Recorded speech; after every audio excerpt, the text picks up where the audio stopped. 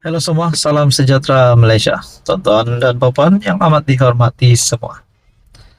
Pada akhirnya saudara-saudara, sebelum ini kita mendengar berkaitan desas-desus ataupun kabar angin. Ada gerakan ataupun langkah untuk menggulingkan Anwar Ibrahim menjatuhkan kerajaan perpaduan. Ada kononnya berkata PN mengambil ahli parlimen daripada kerajaan untuk menumbangkan Datuk Seri Anwar Ibrahim. Kabar angin itu memang ada. Semua desas-desus itu memang ada. Terutamanya hangat sebelum ini berkaitan dengan langkah Dubai. Nah, setelah perkara ini dicakap-cakap ramai, bahkan terdapat pemimpin-pemimpin yang mengakui perkara ini sebenarnya memang wujud, yaitu langkah Dubai. Pada akhirnya saudara-saudara, Hadi Awang dalam satu kenyataan sebelum ini pernah berkata PN tiada dana untuk membuka ataupun membuat langkah baru untuk menumbangkan kerajaan. Nah, saudara-saudara, sudah pasti ini kita akan berfikir perkara ini akan membawa kepada usul undi percaya. Nah, saudara-saudara, kalau benar memang ada ahli parlimen daripada kerajaan yang sudah ingin ahli sokongan daripada menyokong kerajaan, bukankah usul undi percaya adalah satu perkara yang dinantikan ramai? Nah, berkaitan dengan persoalan itu, artikel daripada Malaysia Kini, tiada usul tak percaya pada PM minggu depan. Artikel ini pada Februari 19. Tiada anggota parlimen mengemukakan usul undip tidak percaya terhadap Perdana Menteri Anwar Ibrahim dalam persidangan akan datang. Dikatakan di sini tiada anggota parlimen mengemukakan usul undi tidak percaya terhadap Perdana Menteri. Pada Desember dan Januari lalu terdapat spekulasi hangat berkaitan usaha pembangkang untuk menjatuhkan Anwar melalui usaha yang dinamakan langkah Dubai. Speaker Dewan Negara Johari Abdul semasa sesi taklimat dengan media mendedahkan ketiadaan usul itu. Dewan Rakyat akan bersidang semula pada Isnin minggu depan, bermula dengan titah yang di Pertuan Agong. Desember lalu pemimpin-pemimpin Perikatan Nasional didakwa mengadakan perbincangan dengan anggota Parlimen Pembangkang untuk komplot menukar kerajaan. Timbalan Perdana Menteri Ahmad Zahid mengesahkan perkara itu berlaku, walaupun beberapa pemimpin PN menafikan. Kerajaan sekarang disokong oleh 147 ahli parlimen, kurang satu untuk membentuk majoriti 2/3. Selain itu, 6 anggota parlimen bersatu juga mengisytiharkan sokongan terhadap Anwar, walaupun ia belum teruji melalui undi blok di parlimen. Pada Desember 2022, Anwar berjaya dalam undi percaya terhadapnya. Ia diluluskan melalui undian suara apabila pembangkang tidak menuntut undian blok. Nah, saudara-saudara yang amat dihormati semua, kita tahu bahawa persidangan parlimen yang akan diadakan dan keputusannya berkaitan dengan usul tak percaya, usul undi tidak percaya terhadap Perdana Menteri tidak akan dikemukakan.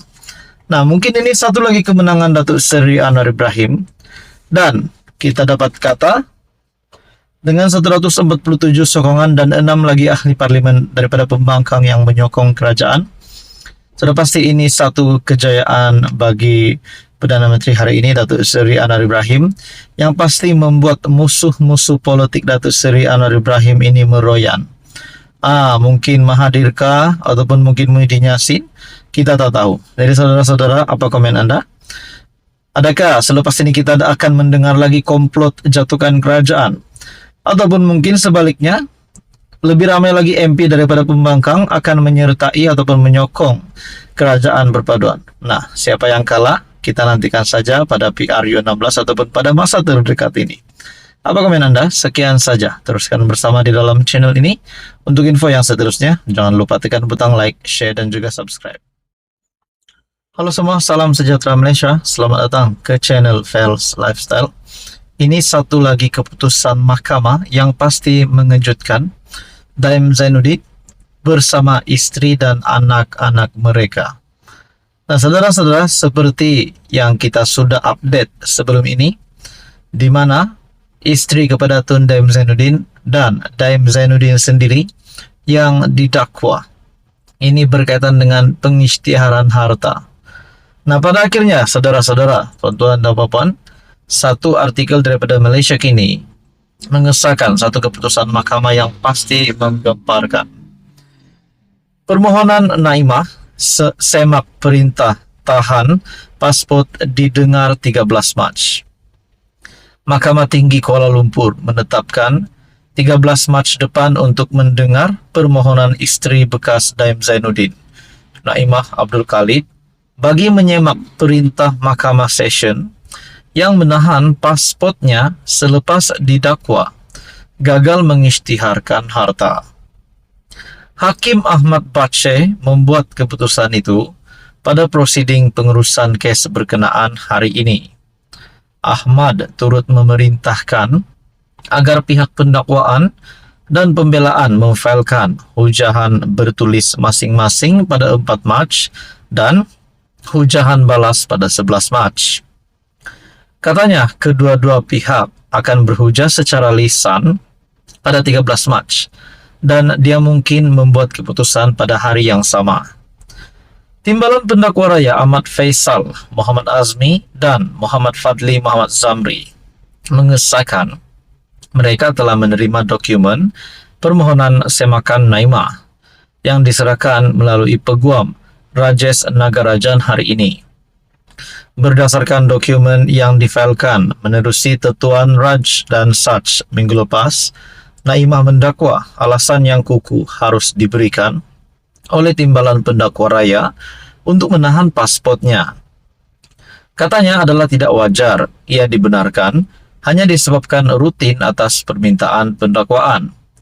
Pada hari saya dituduh, tiada sebab atau asas diberikan oleh timbalan pendakwa raya bagi penahanan pasport, dan walaupun peguam saya telah memberikan alasan untuk membantah, mahkamah masih memerintahkan supaya pasport saya ditahan sebagai syarat jamin. Pada 23 Januari lepas, Naimah 66 tahun didakwa di Mahkamah Session Kuala Lumpur atas pertuduhan gagal mematuhi notis mengisytiharkan hartanya, termasuk membabitkan Menara Ilham serta beberapa aset lain di sekitar KL dan Pulau Pinang. Hakim Azra Alwi membenarkan Naimah diikat jamin sebanyak RM250,000 dengan seorang penjamin dan memerintahkan dia menyerahkan pasportnya kepada mahkamah. Pada 29 Januari lepas, Daim 85 tahun turut didakwa atas pertuduhan sama membabitkan 1 akaun bank, 7 kenderaan mewah, 38 syarikat dan 25 hartanah. Mereka didakwa mengikut Seksyen 36 dalam kurungan 2 Akta SPRM 2009 yang membawa hukuman maksimum penjara 5 tahun atau denda RM100,000 jika sabit kesalahan. Nah, sekiranya mereka bersalah sudah pasti Akta SPRM, yaitu penjara sehingga 5 tahun atau denda 100,000 ini akan dikenakan terhadap Daim Zainuddin dan istrinya jika sabit kesalahan. Nah, saudara-saudara, apa komen Anda berkaitan dengan isu ini? Sekian saja, teruskan bersama di dalam channel ini untuk info yang seterusnya.